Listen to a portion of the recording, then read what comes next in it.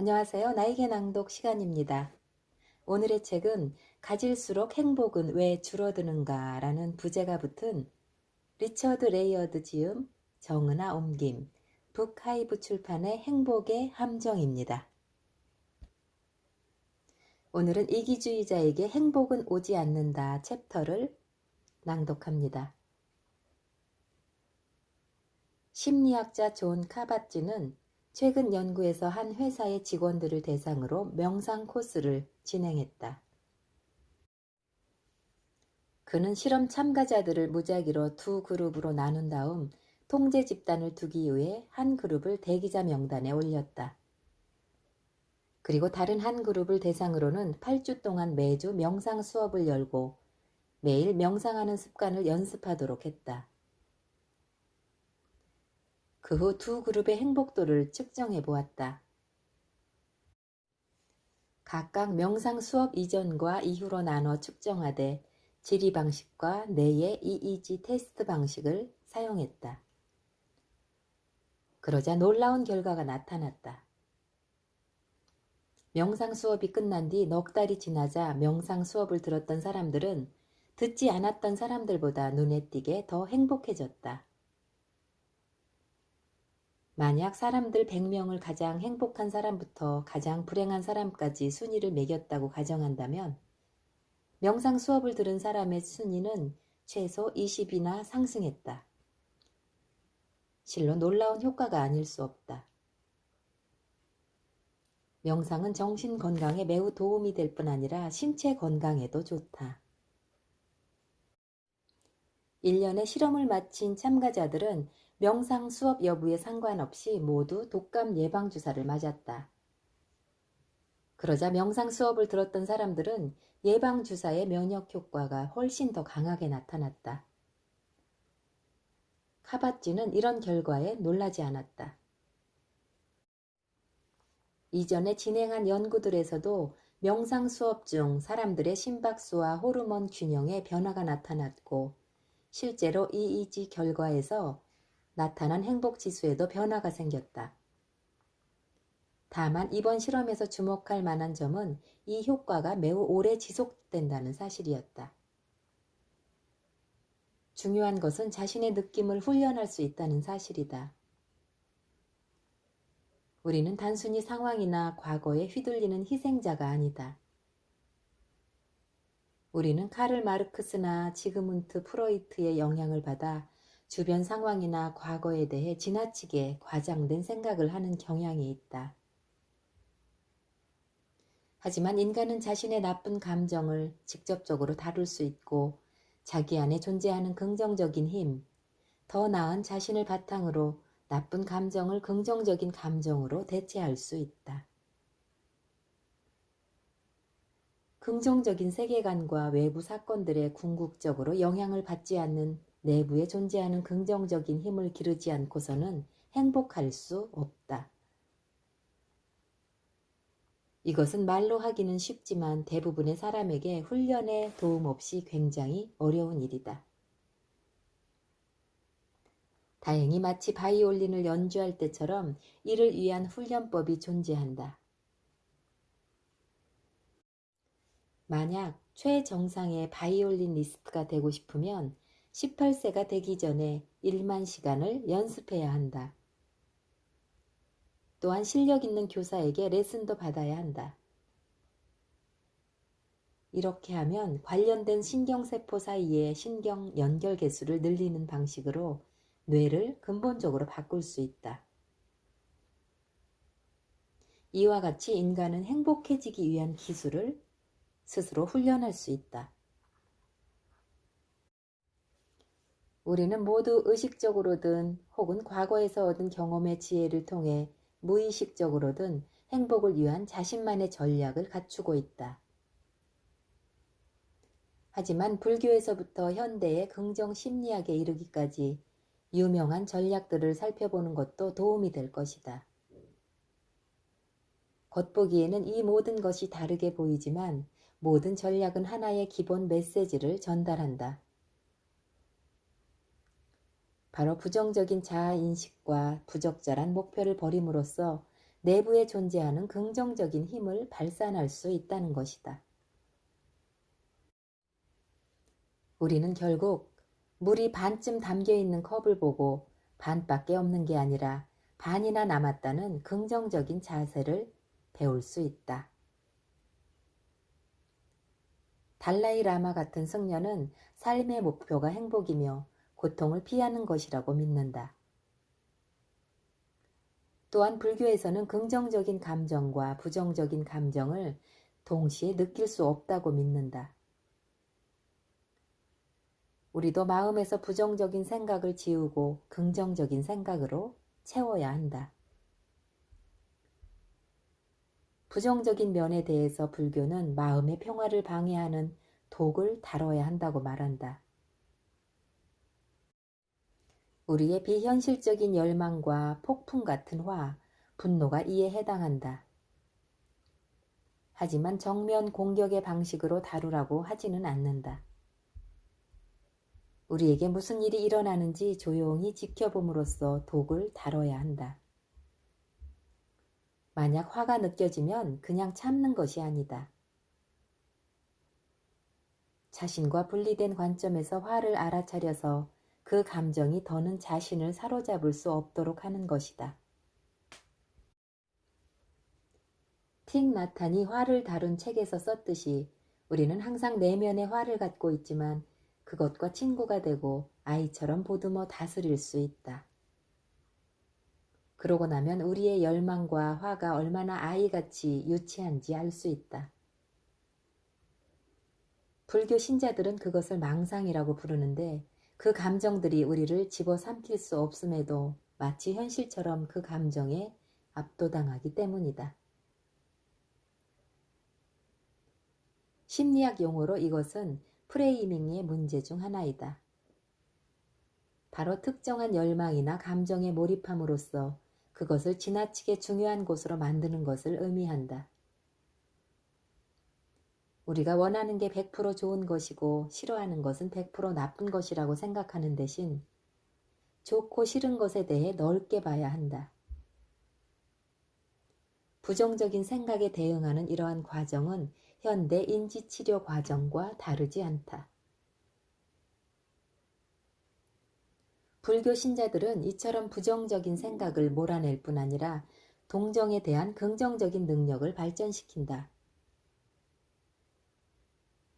동정의 기본은 당신이 가장 화난 상대를 포함한 모든 사람이 고통받고 있다는 사실을 이해하는 것이다. 동정심을 발전시키는 방법은 많지만 불심 깊은 불교 신자들은 모든 중생, 나와 타인, 친구와 적, 크고 작은 상대에 대한 동정심으로 수천 시간 묵언수행한다. 타인에 대한 동정심은 두 가지 방법으로 실현할 수 있다. 외부에서 가장 깊이 공감하는 마음으로 그들을 생각하거나 자신이 실제로 다른 사람이 돼보는 것이다. 심리학적으로 사람들은 단순히 웃는 것만으로도 호르몬이 개선된다. 그 반면 서구 사회에서 자주 쓰는 방법은 남에 대한 악의적인 험담을 하는 것이지만 이는 그저 단기간의 즐거움만 줄 뿐이다. 만약 다른 사람에게 더 좋은 감정을 느끼면 자신에게도 더 좋은 감정을 느끼게 된다. 달라이 라마는 다음과 같이 말했다. 내 경험에 따르면 사람들에게 동정심을 발휘할 때 자신에게 금방 직접적인 이익이 온다. 나의 동정심으로 타인이 얻은 이익이 50%라면 나는 100%의 이익을 얻는다. 좋은 행동이 오히려 내적 스트레스를 유발할 수도 있다. 하지만 보통 동정하는 마음은 고유의 보상을 가져온다. 예를 들어 당신이 성공하려 할 때보다 선한 일을 하려고 할 때 인생에서 더 많은 것을 얻을 수 있다. 마음 상태를 알 수 있는 좋은 방법은 긍정적인 생각의 숫자와 부정적인 생각의 숫자를 비교하는 것이다. 이는 고대 불전의 경인 아비달마 그리고 현대 인지치료에서 모두 권하는 방법이다. 또한 이것은 사람들 사이의 관계에서 매우 유용하다. 예를 들어 심리학자 존 코트먼은 결혼한 부부가 어떻게 자신들의 문제를 의논하는지 분석했다.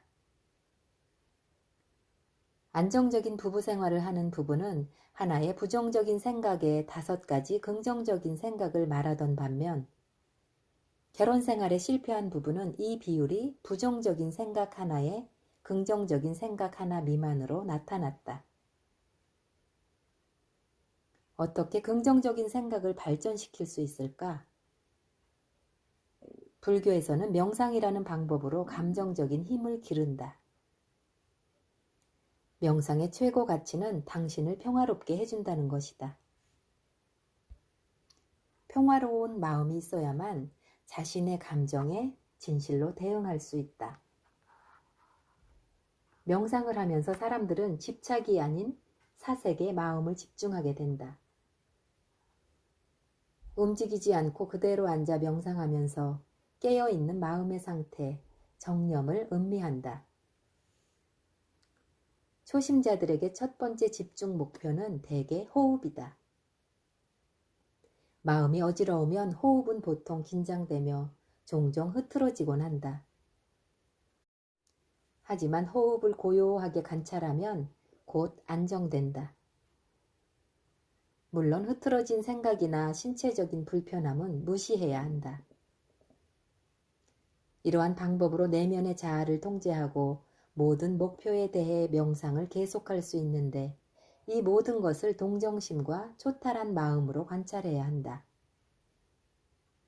첫 번째 단계는 자신을 향한 동정심 혹은 자기 수용이다. 그 후 타인을 향한 동정심을 실천할 수 있다. 불교 철학의 중심은 끊임없는 변화의 개념에 있다. 기쁨의 감정은 물론 신체의 고통조차도 끊임없이 변화하는 것으로 바라보고 자신을 바다의 파도로 여긴다. 바다는 영원하며 파도는 단지 찰나의 형태일 뿐이다. 많은 불교 신자에게 이러한 생각은 그들이 더 위대한 전체의 일부라는 느낌이 들게 하며 삶의 의미를 준다. 실제로 자신에 대한 개념에도 의문을 던질 수 있다. 불교 신자들은 모든 문제가 대부분 자신을 방어하거나 높이려고 하는 데서 생겨난다고 믿는다. 자신의 인생은 다양한 통로로 실현될 수 있으며 자신이 우주의 중심이 아니라는 사실을 깨닫지 못하는 것이다. 우리를 둘러싼 상황은 우리가 원하는 바로 그 방식으로 다가오지 않을 수도 있지만 만약 계속해서 자신이 정한 대로 삶을 살아가기를 고집하지 않는다면 결국 커다란 행복을 맛볼 수 없다. 목표는 자기 실현이 아니라 우리 주변의 세상과 조화로운 관계를 맺는 것이 무엇보다도 내면적인 힘과 평정을 찾는 것이다. 결국 붓다가 말했듯 우리는 다른 어떤 곳이 아닌 바로 자기 자신을 안식처로 삼아야 한다. 불교는 본질적으로 정신적 수행이며 불교 신자들은 신에 대한 믿음에 의존하지 않는다. 그 반면 기독교나 이슬람교, 유대교는 우주를 창조한 신을 믿는다. 이러한 종교에서 신은 외부에 존재하며 긍정적인 힘으로 일단 신과 접촉하고 나면 우리는 해방감을 느끼게 된다고 믿는다. 대부분 종교는 불교만큼 개인의 감정을 명확히 다루지 못한다.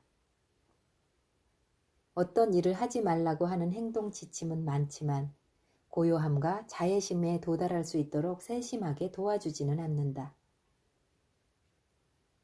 그렇다고 다른 종교는 이러한 문제를 완전히 외면하고 있는 것은 아니다. 예를 들어 카톨릭에는 성 이그나티우스의 영성 수련법이 있다. 이 책의 첫 문장은 이러하다. 인간은 기도하고 숭배하고 신을 섬기기 위해 태어났으며 이러한 방법으로 구원을 얻을 수 있다. 계속해서 성 이냐시오는 기도란 감사하는 것을 의미하며 이는 행복의 필수 조건으로 어떤 것 혹은 누구에게 감사하는지 알면 기도가 더 쉬워질 것이라고 설명한다. 신을 섬기는 것은 주변 사람을 섬기는 것을 포함한다. 그리고 구원이란 자신이 태어난 목적을 수행하면서 사는 한 자신에게 생기는 일에 무심한 것을 포함한다. 하지만 불교 신자들이 말하는 것처럼 고통을 포함한 삼라만상 모든 것이 바뀐다는 말은 아니다. 여기서 중요한 도구는 바로 감사로 의식적으로 매일 감사할 것 5가지를 생각해야 한다. 어떤 사람들은 감사를 잊지 않으려고 주머니에 조약돌을 갖고 다니면서 그것을 만질 때마다 감사할 것을 떠올리기도 한다. 기독교 중에서는 퀘이커교의 개인의 감정을 다스리는 의식이 대대로 이어지고 있다. 퀘이커 교도들은 모든 사람은 내면의 신의 일부를 지녔다고 믿으며 우리는 그에 응답해야 한다고 생각한다. 자신과 다른 사람에게 모두 말이다. 먼저 자기 자신한테 시작해야 한다는 것이다. 퀘이커교를 창시한 조지 폭스는 이에 대해 다음과 같이 말한다. 들판에 진주가 숨어 있고 그 들판은 당신의 마음속에 있다. 당신은 진주를 찾기 위해 들판의 땅을 파야 하며 땅을 깊게 파서 진주를 찾으면 그것을 모두 팔아서 들판을 위해 써야 한다. 즉 당신의 내면에서 보물을 찾으면 타인에게 줄 수 있는 소중한 것이 생긴다. 퀘이커 교도들은 매주 모임을 여는데 주로 침묵으로 이뤄지며 그 과정에서 사람들은 자기 본성의 깊은 부분을 경험한다. 고통을 무시하지는 않지만 평화롭게 관찰한다. 대부분의 종교는 우리가 종종 의식적으로 노력하는 데 한계가 있다는 점을 인정한다. 그 시점에서 우리는 우리 안에 있는 깊은 내면의 긍정적인 힘, 몇몇 사람들의 신성이라 부르는 힘의 도움을 받고자 애쓴다. 사람들에게는 모두 의미 있는 목표가 필요하다. 이러한 인식에서 긍정 심리학이라고 불리는 새로운 운동이 등장했다. 마틴 셀리그먼이 창시한 긍정 심리학의 개념은 모든 사람에게 해당된다.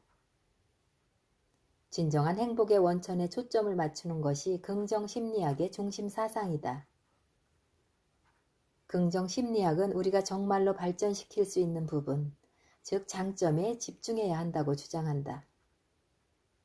우리가 더 발전하기 위해서는 약점과 씨름하는 대신 장점을 개발하는 것이 더 중요하다는 뜻이다. 우리의 기본 자세 또한 중요하다.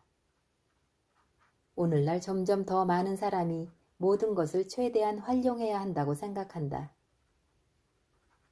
충분히 좋은 것을 소유하고 있는데도 만족하고 행복해하는 대신 최고를 가져야 한다고 여기는 것이다.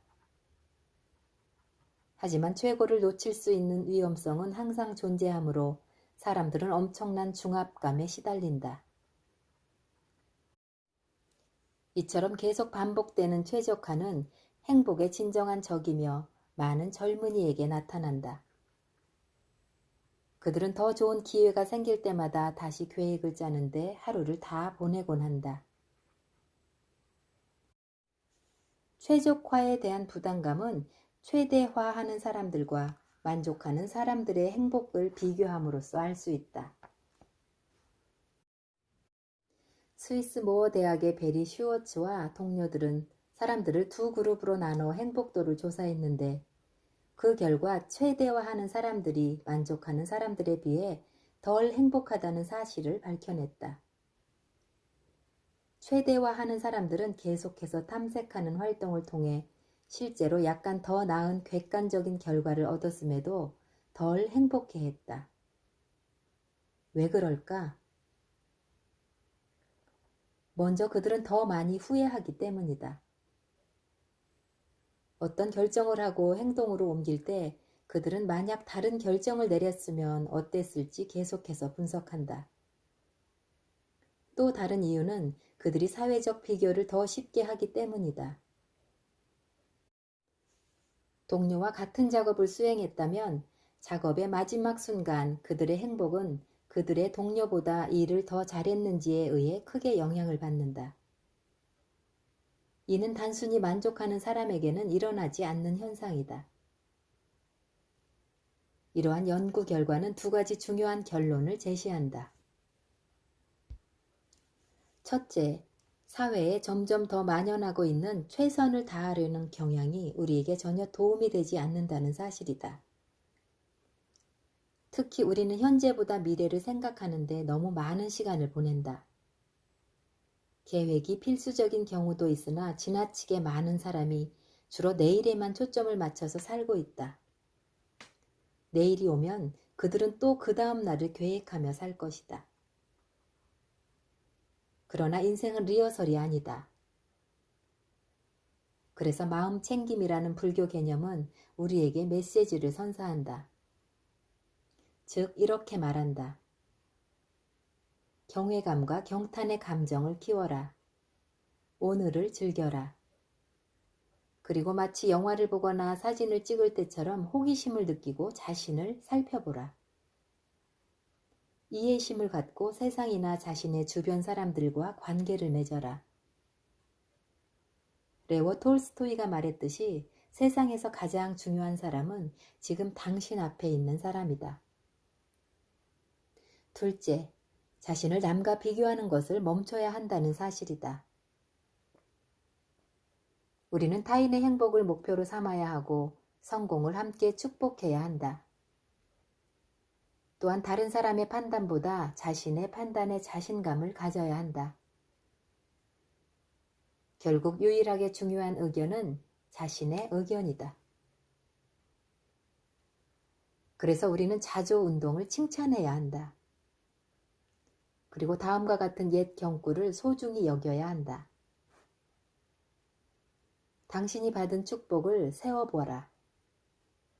엎질러진 우유를 놓고 울지 마라. 거짓 신을 피하라. 결국 우리를 행복하게 만드는 것에는 하나의 공통된 특징이 있다. 바로 사랑이다. 우리는 이 단어를 놀라운 방식으로 사용한다. 우리는 배우자를 사랑한다. 우리는 애완동물을 사랑한다. 우리는 도넛을 사랑하고 테니스를 사랑한다. 우리는 모차르트를 사랑하고 베니스를 사랑한다. 그 결과 이 모든 것에 긍정적인 감정을 느끼고 근심을 잊게 된다. 그대가 가장 사랑하는 것은 나물이라. 나머지는 모두 버려진다는 에즈라 파운트의 말처럼 말이다. 네, 지금까지 가질수록 행복은 왜 줄어드는가? 행복의 함정 중 이기주의자에게 행복은 오지 않는다 챕터를 낭독해 보았습니다. 낭낭서가의 나에게 낭독이었습니다. 감사합니다.